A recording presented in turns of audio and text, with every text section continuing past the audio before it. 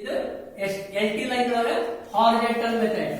L T line ಒಳಗ horizontal method ಒಳಗ ಒಂದು ಕಂಡಕ್ಟರ್ 30 ಸೆಂಟಿಮೀಟರ್ ಡಿಫರೆನ್ಸ್ ಇರ್ತದೆ ಮತ್ತು ಅರ್ಥ 20 ಸೆಂಟಿಮೀಟರ್ ಡಿಫರೆನ್ಸ್ ಇರ್ತದೆ.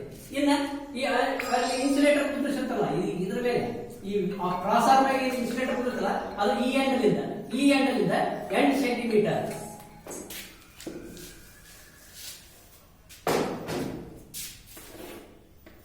ಇದು ಪೋಲ್, ಇದು ಕ್ರಾಸ್ ಆರ್ಮ್.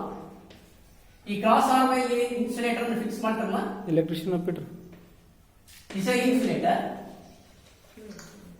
ಸೊ ಈ ಇನ್ಸುಲೇಟರ್ ಏನಂದ್ರೆ ಈ ಡೆಡ್ ಎಂಡ್ ಇಂದ ಈ ಕ್ರಾಸ್ ಆರ್ಮ್ ಎಂಡ್ ಇಂದ ಇಲ್ಲಿವರೆಗೆ ಎಷ್ಟಂದ್ರೆ 8 ಸೆಂಟಿಮೀಟರ್ ಇರ್ತದೆ. Centre of the insulator, centre insulator centre point ಮತ್ತು ಈ dead end point 8 centimetre 8 centimetre ಇರ್ತದೆ. Next for horizontal method. ಇದು ಎಲ್ ಟಿ ಲೈನ್ ಒಳಗ ಹಾರಿಜಾಂಟಲ್ ಮೆಥಡ್. ಹಾರಿಜಾಂಟಲ್ ಅಂತಂದ್ರೆ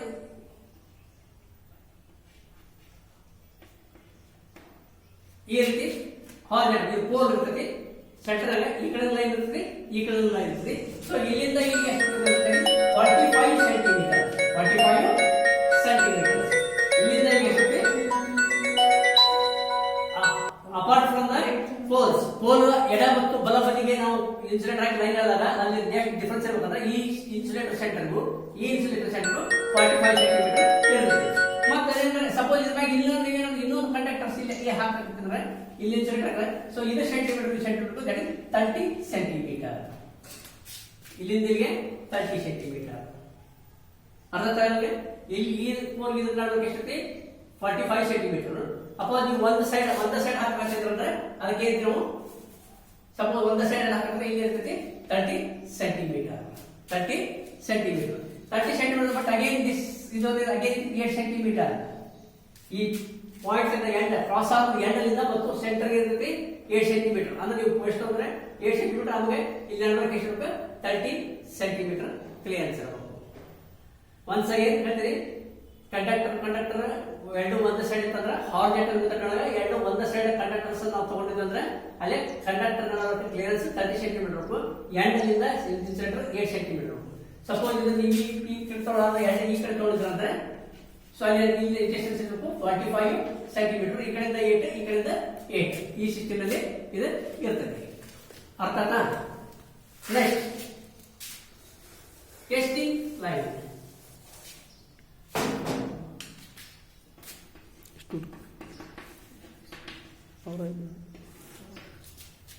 ಇನ್ನು ಹೈ ಟೆನ್ಷನ್ ಲೈನ್ ಒಳಗೆ ಅಲ್ಲಿ ಆರ್ಕ್ ವೈರ್ ಆಗಲಿ ನ್ಯೂಟ್ರಲ್ ವೈರ್ ಆಗಲಿ ಇರಂಗಿಲ್ಲ. ಸೊ ಅಲ್ಲಿ 3 ವೈರ್ಸ್ ಇರ್ತಾವು. So these are triangle. ಇಲ್ಲಿ 3 ಟ್ರಯಾಂಗಲ್ ಒಂದು ಟ್ರಯಾಂಗಲ್ ತರ ಲೈನ್ಸ್ ಇಲ್ಲಿ ಇದಾಗಿರ್ತಾವೆ.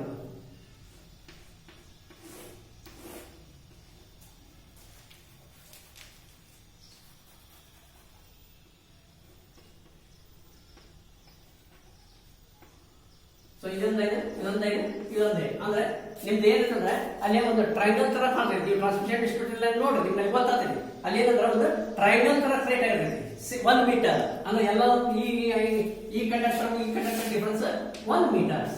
ಅದೇ ಈ ಕಂಡಕ್ಟರ್ಸ್ 1 ಮೀಟರ್ಸ್. ಅದೇ ಈ ಕಂಡಕ್ಟರ್ ನಡುವೆ 1 ಮೀಟರ್ಸ್. ಈ ರೀತಿ ಟ್ರಯಾಂಗುಲರ್ ಆಗಿ ಕ್ಲಾಟರ್ ಟ್ರಯಾಂಗಲ್ ಅಂದ್ರೆ ನಾವು ಅದನ್ನ ಮಾಡ್ತೀವಿ. ಇದು ಎಸ್ ಟಿ ಲೈನ್. ಇಲ್ಲಂತೂ ನಮ್ಗೆ ಅರ್ತ್ ಆಗಲಿ ಅಥವಾ ನಮ್ಗೆ ಇನ್ನೊಂದು ನ್ಯೂಟ್ರಲ್ ವೈರ್ ಆಗಲಿ ಇಲ್ಲೇ ಇರಂಗಿಲ್ಲ. ಆ ಕಾರಣಕ್ಕೆ ಇದು ಟ್ರಯಾಂಗಲ್ ಸಿಸ್ಟಮ್ ತಗೊಂಡು ಬಂದ್ಬಿಡ್ತೀವಿ. ಇದು ಎಸ್ ಟಿ ಲೈನ್. ಇಲ್ಲಿ ಏನ್ ಡಿಫರೆನ್ಸ್ ಅಂದ್ರೆ ಇಲ್ಲಿ ಲಾಸ್ಟ್ ಎಂಡ್ ಡೆಡ್ ಎಂಡ್ ಇಂದ ಇಲ್ಲಿಗೆ 10 ಸೆಂಟಿಮೀಟರ್ ಇರ್ತದೆ. ಎಲ್ ಟಿ ಲೈನ್ ಒಳಗೆ cross arm dead into insulator 8 centimetre. L T line ಒಳಗೆ ಇಲ್ಲಿ ಎಸ್ ಟಿ ಲೈನ್ ಒಳಗೆ 10 ಸೆಂಟಿಮೀಟರ್. ಎಕ್ಸಾಮ್ ಒಳಗೆ ಕೇಳ್ತಕ್ಕಂಥ ಸಿಂಪಲ್ ಕ್ವಶನ್ಗಳು ಇವು. ಚೆನ್ನಾಗಿ ನೋಡಿ, ಎಕ್ಸಾಮ್ ಕೇಳಿದ simple it the distance from this centre of the insulator to end of the cross arm for S T line that is 10 centimetre and for L T line it is 8 centimetre. ಅರ್ಥ ಆಗ್ತದೆ?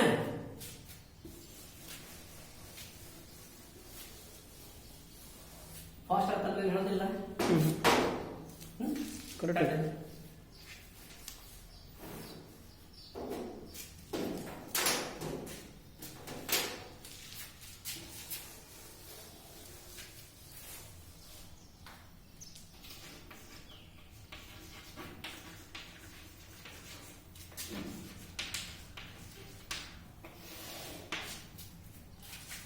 Over head lines. Overhead line ನಮ್ಗೆ ಗೊತ್ತೈತಿ transmission and distribution ಮಾಡಬೇಕಾದ್ರೆ underground cable ಮಾಡಬಹುದು, overhead ಮಾಡಬಹುದು. ಈಗ ನಾವು ಹೇಳ್ತಾ ತಗೊಂಡದ್ದು ಓವರ್ ಹೆಡ್ ಲೈನ್ಸ್. ಈ over head lines generating station ಇಂದ generating point or generating station to customer. ಈ ಜನರೇಟಿಂಗ್ ಪಾಯಿಂಟ್ ಕಸ್ಟಮರ್ ಬರಬೇಕಾದ್ರೆ ನಿಮ್ಗೆ ಹೇಳಿದಿ already transmission and distribution chapter ಅಲ್ಲಿ ಅಲ್ಲೊಂದು ದೊಡ್ಡ ನೆಟ್ವರ್ಕ್ ಇರ್ತೈತಿ ಅಂತ ಹೇಳಿ ಅಲ್ಲೊಂದು ಟ್ರಾನ್ಸ್ಮಿಷನ್ ಆಗ್ತೈತಿ ಮತ್ತು ಡಿಸ್ಟ್ರಿಬ್ಯೂಷನ್ ಆಗ್ತದೆ. Up to substation it ಇದೆ transmission. Substations consumer point ಇದೆ ಡಿಸ್ಟ್ರಿಬ್ಯೂಷನ್. ಆಲ್ರೆಡಿ ಹೇಳಿದ್ರಿಂದ ಇನ್ನೊಂದು ರಿಮೈಂಡ್ ಮಾಡ್ತಾ ಇದ್ದಾರೆ transmission and distribution. So this combined transmission and substation is called as a power grid. ಈ ಟ್ರಾನ್ಸ್ಮಿಷನ್ ಮತ್ತು ಡಿಸ್ಟ್ರಿಬ್ಯೂಷನ್ ಲೈನ್ ಎರಡು ಸೇರಿಸಿ ನಾವು ಪವರ್ ಗ್ರಿಡ್ ಅಂತ ಹೇಳ್ತೀವಿ. ಅರ್ಥ ಆಯ್ತಾ?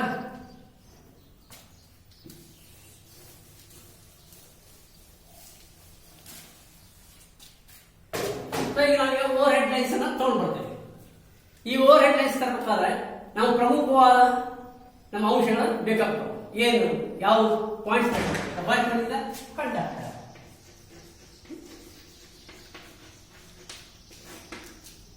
ಫಸ್ಟ್ ಏನ್ ಬೇಕಂದ್ರೆ ಕಂಡಕ್ಟರ್ ಅಂದ್ರೆ ನಾವು ಜನರೇಟಿಂಗ್ ಸ್ಟೇಷನ್ ಇಂದ ನಮ್ಮ ಕನ್ಸ್ಯೂಮರ್ ಪಾಯಿಂಟ್ ಬರಬೇಕಾದ್ರೆ ನಮ್ಗೆ ಏನಾಗಿರ್ತಾವೆ ಅಲ್ಲಿ ಓವರ್ ಹೆಡ್ ಲೈನ್ಸ್ ಗಳಿಗೆ ಏನ್ ಬರ್ತದೆ ಫಸ್ಟ್ ಒಮ್ಮೆ ಕಂಡಕ್ಟರ್ಸ್ ಬೇಕಾಗ್ತವೆ. ಅದು ಕಂಡಕ್ಟರ್ಸ್ ಯಾವ ಯೂಸ್ ಮಾಡ್ತೀವಿ ಏನ್ ಮಾಡ್ತೀವಿ ಅದು ಮುಂದೆ ಬರ್ತೈತೆ.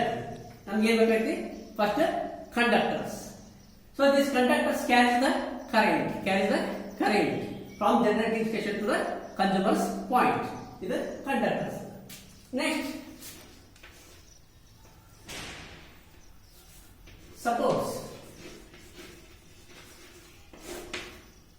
ನಾವು ಬರೀ ಜನರೇಟಿಂಗ್ ಸ್ಟೇಷನ್ ಇಂದ ಕನ್ಸ್ಯೂಮರ್ ಪಾಯಿಂಟ್ ಬಗ್ಗೆ ಬರೀ ಕಂಡಕ್ಟರ್ಸ್ ಅಂತ ತಗೊಂಡು ಬರಲ್ಲ, ಅದನ್ನ ಎಲ್ಲದಕ್ಕೂ ಹಾಕೊಂಡು ಬರಕ್ಕಾಗಲ್ಲ, ಏನಿಲ್ಲ. ಅದಕ್ಕೆ ಸಪೋರ್ಟಿಂಗ್ ಬೇಕು. ಅದಕ್ಕೆ ಸಪೋರ್ಟ್ಸ್ ಅಂದ್ರೆ that is poles or towers. ಈ ಟವರ್ಸ್ ಅನ್ನೋ ಪದ ನಾವು ಎಲ್ಲಿ ಯೂಸ್ ಮಾಡ್ತಾರೆ? ವೆರಿ ಹೈ ಟ್ರಾನ್ಸ್ಮಿಷನ್ ಇದ್ದಲ್ಲಿ ಮಾತ್ರ ಈ ಟವರ್ ಅಂತ ನಮ್ಮ ಲೋ ಟ್ರಾನ್ಸ್ಮಿಷನ್ ಇದ್ದಲ್ಲಿ ನಾವು ಡಿಸ್ಟ್ರಿಬ್ಯೂಷನ್ ಪೋಲ್ಸ್ ಅಂತ ಯೂಸ್ ಮಾಡ್ತೀವಿ. ತೆಲಂಗಾಣದಲ್ಲಿ ಟ್ರಾನ್ಸ್ಮಿಷನ್ ಲೈನ್ ಇದ್ದಲ್ಲಿ ಟವರ್ಸ್ ಅನ್ನೋ ಪದ ಯೂಸ್ ಮಾಡ್ತೀವಿ ಇಲೆಕ್ಟ್ರಿಕ್ ಕಂಬಗಳಿಗೆ. ಅದೇ ರೀತಿ ಡಿಸ್ಟ್ರಿಬ್ಯೂಷನ್ ಇದ್ದಾಗ ಏನ್ ಮಾಡ್ತೀವಿ ಪೋಲ್ಸ್ ಅಂತ ಹೇಳ್ತೀವಿ. So this supports the conductor. ಅಂದ್ರೆ ಈ supporters or poles or towers ಏನ್ ಮಾಡ್ತಂದ್ರೆ ಈ ಕಂಡಕ್ಟರ್ಸ್ ಗಳನ್ನ ನಾವು ಸಪೋರ್ಟ್ ಮಾಡ್ತೀವಿ. ಅಂದ್ರೆ ಅದನ್ನ ಹಿಡಿಲಿಕ್ಕೆ ಸಪೋರ್ಟ್ ಮಾಡ್ತೀವಿ. ಈಗ ಬರೀ ಕಂಡಕ್ಟರ್ ಮತ್ತು ಸಪೋರ್ಟ್ ಎಲ್ಲ ಇಟ್ಬಿಟ್ಟಂದ್ರೆ ಏನಾಗ್ತೈತಿ?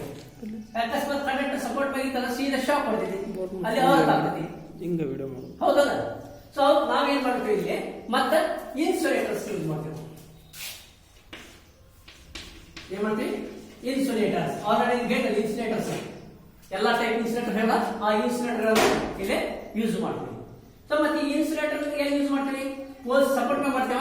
ಇಲ್ಲ. ಸೊ ಈ ಇನ್ಸುಲೇಟರ್ಸ್ ನಾವು ಎಲ್ಲಿ ಯೂಸ್ ಮಾಡ್ತೀವಿ ಅಂದ್ರೆ ದಟ್ ಇಸ್ ಕ್ರಾಸ್ ಆರ್ಮ್ಸ್. ನೋಡ್ರಿ ಒಂದಕ್ಕೊಂದು ಹೆಂಗ್ ಇರ್ತಾವು. ನಮ್ಮ ಕಂಡಕ್ಟರ್ ಒಂದೇ ಇದ್ರೆ ಇರಲಿಲ್ಲ, ಬರೀ ಸಪೋರ್ಟ್ಸ್ ಅಂತಿಲ್ಲ, ಬರೀ ಇನ್ಸುಲೇಟರ್ ಇರಲಿಲ್ಲ, ಮತ್ತು ಬರೀ ಕ್ರಾಸ್ ಆರ್ಮ್ ಇರಲಿಲ್ಲ. ಫಸ್ಟ್ ಬೇಕು ಪೋಲ್ಸ್ ಸಪೋರ್ಟ್ಸ್ ಬೇಕು. ಸಪೋರ್ಟರ್ಸ್ ಮೇಲೆ ಕ್ರಾಸ್ ಆರ್ಮ್ ಹಾಕಬೇಕು. ಆ ಕ್ರಾಸ್ ಆರ್ಮ್ಸ್ ಮೇಲೆ ಏನ್ ಮಾಡಬೇಕು? ನಾವು ಇನ್ಸುಲೇಟರ್ ಅನ್ನು ಫಿಕ್ಸ್ ಮಾಡಬೇಕು. ಆ ಇನ್ಸುಲೇಟರ್ ಫಿಕ್ಸ್ ಆದ್ಮೇಲೆ ಅದ್ರ ಮೇಲೆ ನಾವು ರೀತಿ ಕಂಡಕ್ಟರ್ ಅನ್ನ ಹಾಕ್ತೀವಿ. ನೋಡಿ ಇದು ಪೋಲ್ ಅಂತ. ಇದು ಪೋಲ್. ಓಕೆ. ಈ ಪೋಲ್ಗೆ ನಾವು ಫಿಕ್ಸ್ ಮಾಡ್ತೇವೆ ನಾವು ಲಕ್ಷ್ಯ. ಈ ಪೋಲ್ಗೆ ನಾವು ಫಿಕ್ಸ್ ಮಾಡ್ತೇವೆ ಅಂದ್ರೆ ಕ್ರಾಸ್ ಆರ್ಮ್ಸ್ ಗಳನ್ನ ಫಿಕ್ಸ್ ಮಾಡ್ತೀವಿ.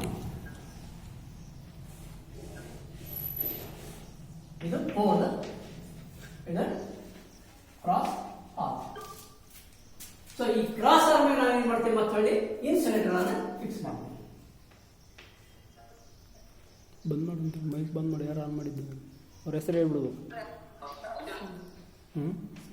ಹೇಳು ಮತ್ತೆ ಸಂಗಪ್ಪ ಮೈಕ್ ಆಫ್ ಮಾಡಪ್ಪ ಅಂತ ಹೇಳು, ಸ್ಪೀಕರ್ ಆಫ್ ಮಾಡಂತೇಳಿ. ಮೈಕ್ ಮ್ಯೂಟ್ ಮಾಡಿ ಲಕ್ಷ ಮಾಡಿ. ಈಗ ಇಲ್ಲೇ ಮಾಡ್ತೀವಿ ಅಂದ್ರೆ ನೋಡ್ರಿ ನಮ್ಗೊಂದು ಓವರ್ ಹೆಡ್ ಲೈನ್ಸ್ ಪೋಲ್ ಬೇಕು. ಪೋಲ್ಗೆ ಕ್ರಾಸ್ ಆರ್ಮ್ ಫಿಕ್ಸ್ ಆಗಬೇಕು. ಆ ಕ್ರಾಸ್ ಆರ್ಮ್ಗೆ ನಾವು ಇನ್ಸುಲೇಟರ್ ಅನ್ನು ಫಿಕ್ಸ್ ಮಾಡಬೇಕು. ಇದ್ರ ಮೇಲೆ ಕಂಡಕ್ಟರ್ಸ್ ಬರ್ತದೆ. ಇಲ್ಲಿ ಇನ್ಸುಲೇಟರ್ ಆಗಿ ತೋರಿಸಿ ಇದಕ್ಕೆ ಇರಬೇಕಂತ ಇಲ್ಲ, ಡಿಪೆಂಡಿಂಗ್ ಅಪಾನ್ ದ ವೋಲ್ಟೇಜ್. ಅಲ್ಲಿ ನಿಮ್ಗೆ ಹೇಳಿದೆ ಬೇರೆ ಬೇರೆ ಸ್ಪಿನ್ ಇನ್ಸುಲೇಟರ್ ಯೂಸ್ ಆಗಿರ್ಬೋದು, ಅಥವಾ ಶಕಲ್ ಇನ್ಸುಲೇಟರ್ ಆಗಿರ್ಬೋದು, ಸ್ಟ್ರೈನ್ ಇನ್ಸುಲೇಟರ್ ಆಗಿರ್ಬೋದು. ಬಟ್ ಬೇರೆ ಬೇರೆ ಇನ್ಸುಲೇಟರ್ ಯಾವ್ದು ಮಾಡ್ತೀವಿ ಆ ಇನ್ಸುಲೇಟರ್ ಅನ್ನ ಇಲ್ಲಿ ನಾವು ಯೂಸ್ ಮಾಡ್ತೀವಿ depending upon the voltage ratings. Over head lines ಯಾರು ಏನ್ ಪ್ರಮುಖವಾದ ಏನಿರ್ಬೇಕಂದ್ರೆ ಒಂದು conductors, next supporters, next insulators, next cross. ಈ ರೀತಿ ನಮ್ಗೆಲ್ಲವೂ ಬೇಕಾಗ್ತದೆ. ಅರ್ಥ ಆಯ್ತಲ್ಲ? ನಮ್ಗೆ ಏನ್ ತೊಂದರೆ ಇಲ್ಲ ಇದೆ.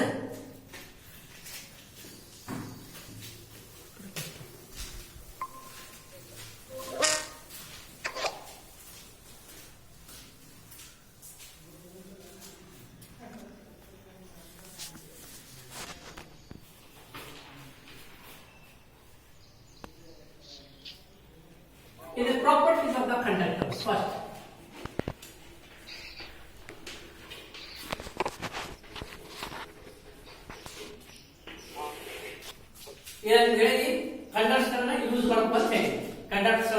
use ಮಾಡಬೇಕು. So what are the properties of the conductors? Conductor properties ಹೇಗೆ ಇರಬೇಕಂತಂದ್ರೆ first high conductivity.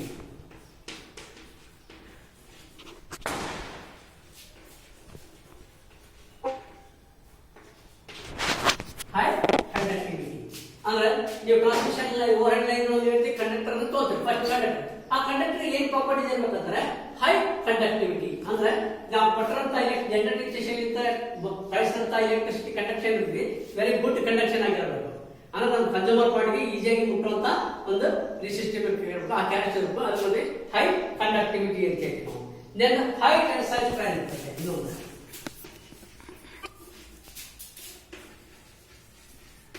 high tensile strength. High tensile strength ಆ ಕಂಡಕ್ಟರ್ ಗೆ high tensile strength ಕೆಪಾಸಿಟಿ ಇರಬೇಕು. ಈ high tensile strength ಅಂದ್ರೆ ಏನು? ಯಾವುದೇ ಒಂದು ವಸ್ತುವಿನ ಮೇಲೆ ಮೆಟಲ್ಸ್ ಮೇಲೆ ಲೋಡ್ ಇದ್ದಾಗ ಆ ಲೋಡ್ ಅನ್ನು ತಡ್ಕೊಳ್ಳುವಂತ ಶಕ್ತಿ ಬೇಕು. ಅದು ಇಂಟರ್ನಲ್ ಪವರ್ ಇರುತ್ತೆ. ಆ ಇಂಟರ್ನಲ್ ಶಕ್ತಿ ಇರ್ತಲ್ಲ ಅದು ನಾವು ಟೆನ್ಸೈಲ್ ಸ್ಟ್ರೆಂತ್. ಆ ಟೆನ್ಸೈಲ್ ಸ್ಟ್ರೆಂತ್ ಅನ್ನು ತಡ್ಕೊಳ್ಳುವಂತ ಕೆಪಾಸಿಟಿ ಆ ಕಂಡಕ್ಟರ್ ಗೆ ಇರಬೇಕು. Next one low cost. Low cost ಅಂದ್ರೆ ಆ ಕಂಡಕ್ಟರ್ ಕಾಸ್ಟ್ ಕೂಡ ಇರಬೇಕು, ಕಡಿಮೆ ಇರಬೇಕು. ಈಗ gold is also good conductor than copper. ಈಗ ಬಂಗಾರ ಏನಂತಲ್ಲ ಅದು ಕಾಪರ್ ಗಿಂತ ತಾಮ್ರಕ್ಕಿಂತ ಅತಿ ಗುಡ್ ಕಂಡಕ್ಟರ್. ಹಂಗ ಅಂದ್ಕೊಂಡು ನಾವು ಬಂಗಾರ ಯೂಸ್ ಮಾಡಕ್ಕಾಗಲ್ಲ, ಯಾಕಂದ್ರೆ ಅದು very costly, very very costly. So ಆ ಕಾರಣಕ್ಕೆ ನಾವು ಓವರ್ಟೈಸ್ ಮಾಡ್ಕೊಂಡ್ರೆ ಇದೆ ಅದು ಕಾಸ್ಟ್, ಕಂಡಕ್ಟರ್ ಕಾಸ್ಟ್ ಕೂಡ ಕಡಿಮೆ ಇರಬೇಕು. ಒಂದೇದು ಹೈ ಕಂಡಕ್ಟಿವಿಟಿ ಇರಬೇಕು, ಎರಡನೇದು ಹೈ ಟೆನ್ಸೈಲ್ ಸ್ಟ್ರೆಂತ್ ಇರಬೇಕು, ಮೂರನೇದು ಕಾಸ್ಟ್ ಅದೊಂದು ಕಡಿಮೆ ಇರಬೇಕು. Next specific gravity also low.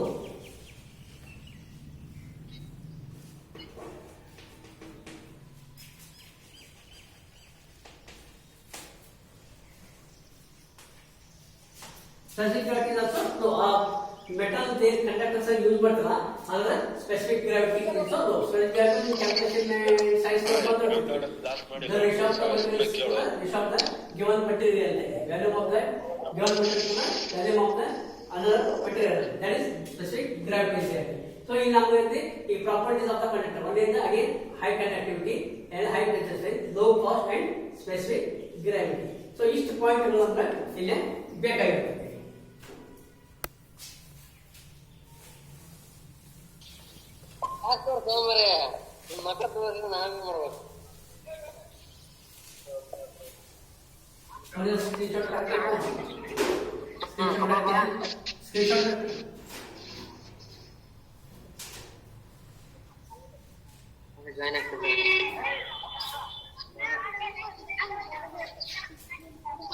Then commonly used conductors.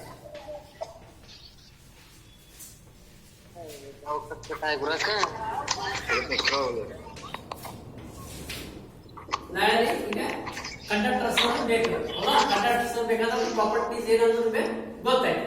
ಈ ಕಂಡಕ್ಟರ್ಸ್ ಅಂತ ಯಾವ ರೀತಿ ಹೆಂಗ್ ಯೂಸ್ ಮಾಡ್ತಂದ್ರೆ ಬಟ್ ಆ ಪ್ರಾಪರ್ಟೀಸ್ ಅಂತ ನೋಡಕ್ ಎಲ್ಲ ಟೈಮ್ ನೋಡಕ್ ಕೆಲವೊಂದು ಲೋ ಕಾಸ್ಟ್ ಕಂಡಕ್ಟರ್ಸ್ ಯೂಸ್ ಮಾಡಕಂತ, ಕೆಲವು ಹೈ ಕಾಸ್ಟ್ ಕಂಡಕ್ಟರ್ಸ್ ಅನ್ನ ಯೂಸ್ ಮಾಡಬೇಕಾಗ್ತದೆ.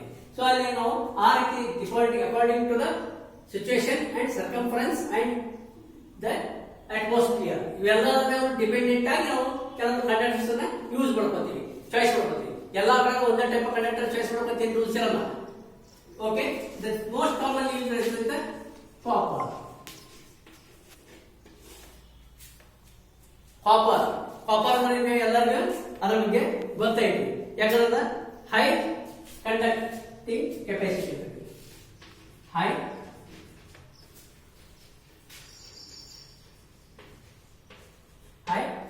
conductivity, high tensile strength, high tensile strength.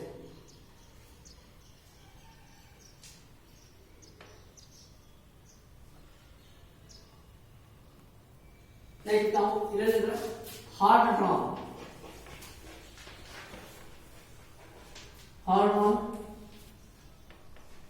wires used for increasing the tensile strength.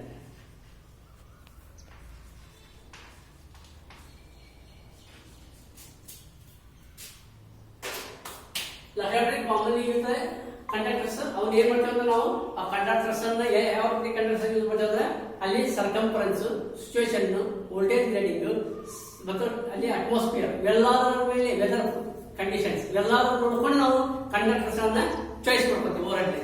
So ಅಲ್ಲಿ ಒಂದು first suppose copper. So copper ಇರುತ್ತೆ ಹೈ ಕಂಡಕ್ಟಿವಿಟಿ, ಇಂತೆಲ್ಲ ಗೊತ್ತೈತಿ. ಕಾಪರ್ ಇರ್ತದೆ high conductivity ಇದ್ದೇ ಇರ್ತದೆ. ನೆಕ್ಸ್ಟ್ ಅದ್ರ ಜೊತೆಗೆ high tensile strength, high tensile strength ಕಾಪರ್ಗೆ ಅದರ ಹೈ ಟೆನ್ಸೈಲ್ ಸ್ಟ್ರೆಂತ್ ಅಂತ ತರುವಂತ ಕೆಪಾಸಿಟಿ ಇರ್ತದೆ.